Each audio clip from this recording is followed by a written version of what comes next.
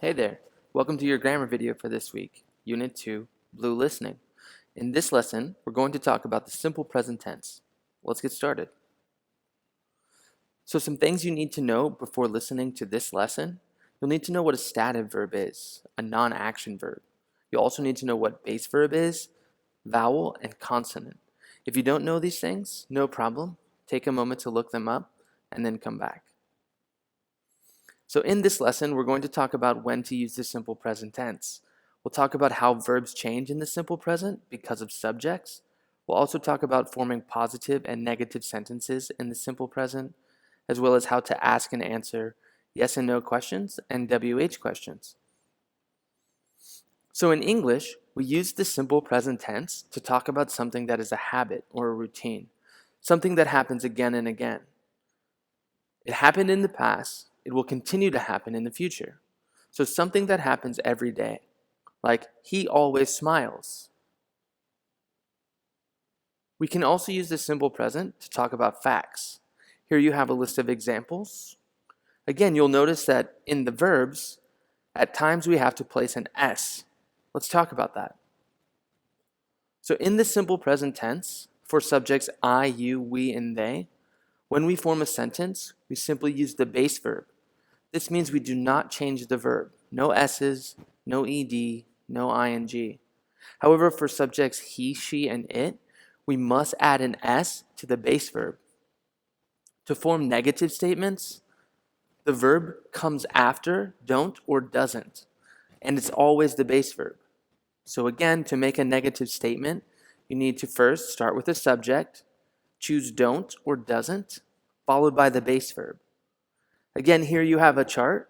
Pause the video, take a look at some examples, and try writing some of your own. For the simple present, you'll have to keep in mind a few spelling rules when we form sentences using subjects he, she, and it. Again, we'll need to add an S to these verbs.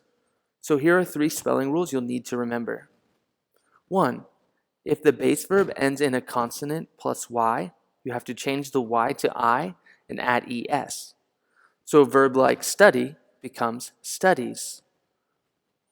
Rule number 2. If the verb ends in a vowel plus Y, you only need to add S. So verbs like play becomes plays. And finally, rule 3. If the base verb ends in an S, SH, CH, or X, we have to add ES to the base verb. So pass becomes passes. Again, here you have more examples. Take a moment, pause the video, have a look at them, maybe practice writing a few sentences using them. Finally, in the simple present tense, we have a few verbs that are irregular. This means they don't follow the standard rules of grammar. Therefore, they are irregular. 2 good examples are the verb be and the verb have. Here you can see the list of how to use them in the simple present, along with some examples.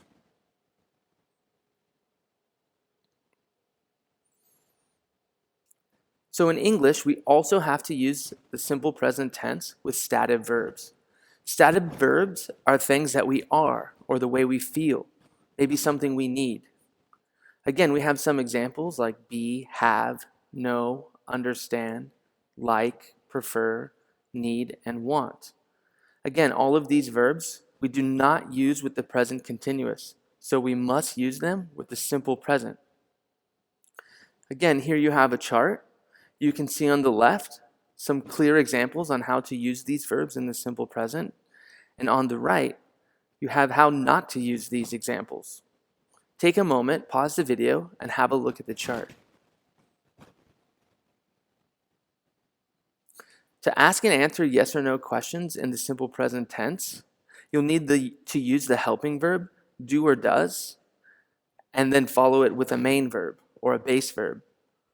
So for example, in a yes or no question, you'll start with do or does, followed by the subject, and then the base verb. You have to remember that do connects with particular subjects I, you, we, and they, where does connects with he, she, and it. To answer a yes or no question, you first start with yes or no, followed by the subject, then do or does for a yes answer, or don't or doesn't for a no answer. Again, you'll have to choose whether it's do or does, or don't or doesn't, based on the subject of the answer. For yes or no questions with the be verb, we do not use do or does. So for a question, we start with the be verb, followed by the subject. To answer this question, again, first yes or no, followed by the subject, then the be verb, or the be verb plus not for the negative. Again, we have a list of examples here on this slide. Take a moment, pause the slide, practice writing some yes or no questions, and answer them. Once you finish that, hit the play button and continue. So for WH questions in the simple present tense, you'll first start with the WH question word. Again, those are who, what, when, where, why, and how, followed by the helping verb, do or does, then the subject, and the base verb. Again, I'll remind you, we have to choose do or does based on the subject of our question. Here we have two examples. What do you study? I study English. When does she eat breakfast?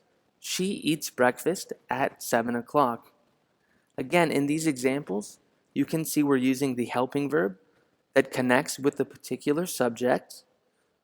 In the answer, our verb also needs to match the subject. So in the first example, we have I study English with no S because we have the subject I. However, in the second example, we have the subject she. Therefore, we need to put an S on the verb to finish the sentence, so we have she eats breakfast at 7 o'clock. Again, pause the video, practice writing some sentences, some questions and answers, and then continue. Now, let's take a practice quiz. As always, pause the video, select an answer for each question. Once you've finished all the questions, hit the play button and we'll talk about your answers. Question 1. I always blank cereal for breakfast. In this question, again, our subject is I, so no S on the verb. We're talking about the simple present, so no ing. Therefore, B, eat, is the correct answer. Question 2. My brother blank computers for his job. Again, here we have the subject, my brother, third person singular subject, so we need to add an S. We remember that if our verb ends with X, we need to add ES, so A is the correct answer. Question 3. Blank healthy food. You'll remember from previous slides that to ask and answer questions, we need the helping verb, do or does. Here we have the subject, she, so we want to use does. Our structure is helping verb, followed by subject, then verb, healthy food. So C is the correct answer. Question 4. Blank study English. They study at 8 o'clock. So again, here we know from our small clue in the answer, we're talking about they. To ask a WH question, we need to figure out the right question word. Here we have time, so we must be talking about when. We start the question with our WH word, when. Since we have the subject they, we need do, followed by the subject, they. So D is the correct answer. Question 5. Teachers blank very hard to help their students learn. Again, here we have teachers, a plural subject, so no S on the verb, and C is the correct answer. Question 6. I blank any homework tonight, so I can relax and have fun. Again, if I'm going to relax and have fun, I'm not doing homework, so D, don't have homework, is the correct answer. That's it for this lesson. I hope it was useful. Class dismissed.